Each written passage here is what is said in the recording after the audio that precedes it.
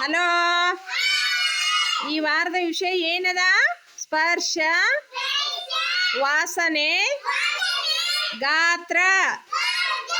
ಫಸ್ಟಿಗೆ ನಾವು ಏನು ತಿಳ್ಕೊಳ್ಳೋಣಂದ್ರ ಸ್ಪರ್ಶ. ಒಂದು ವಸ್ತುವನ್ನು ಮುಟ್ಟಿ ನೋಡಿದಾಗ ಅದು ನಮಗೆ ಗಟ್ಟಿಯಾಗ್ಯದ, ಮೃದುವಾಗ್ಯದ ಅಂತ ಏನು ನಾವು ತಿಳ್ಕೊತೀವಲ್ಲ, ಅದಕ್ಕೆ ನಾವು ಏನಂತೀವಿ? ಸ್ಪರ್ಶ.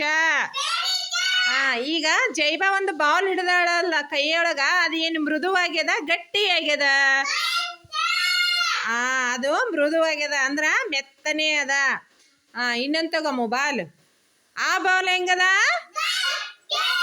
ಗಟ್ಟಿ ಅದಲ್ಲ. ಇನ್ನು ಹಳ್ಳಿ ತಗೋರಮ್ಮ. ಹಳ್ಳಿ ಹೆಂಗಿರ್ತದ? ಹತ್ತಿ ಮೆತ್ತಗಿರ್ತದಲ್ಲ.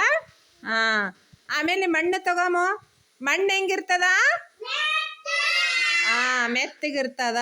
ಜೈಬ ಅಲ್ಲಿ ಕಲ್ಲು ತಗೊಮ್ಮಿ. ಒಂದು ಕಲ್ಲು ಹೆಂಗಿರ್ತದ? ಗಟ್ಟಿಯಾಗಿರ್ತದ. ಅದಕ್ಕೆ ನಾವು ಏನಂತೀವಿ ಅಂದ್ರ ಸ್ಪರ್ಶ. ಎಲ್ಲ ಮುಟ್ಟಿ ನೋಡ್ತೀವಲ್ಲ, ಅವು ಸ್ಪರ್ಶ ಮಾಡಿ ನೋಡೋದಕ್ಕೆ ಏನಂತೀವಿ ನಾವು? ಸ್ಪರ್ಶ ಅಂತೀವಿ. ಈ ಚಟುವಟಿಕೆ ಮಾಡಿದಿವಲ್ಲ, ನಿಮಗೆ ಏನು ಅನಿಸ್ತು ಮಕ್ಕಳೇ? ಎಲ್ಲರೂ ಒಂದು ಜೋರಾದ ಚಪ್ಪಾಳೆ ತಟ್ರಿ.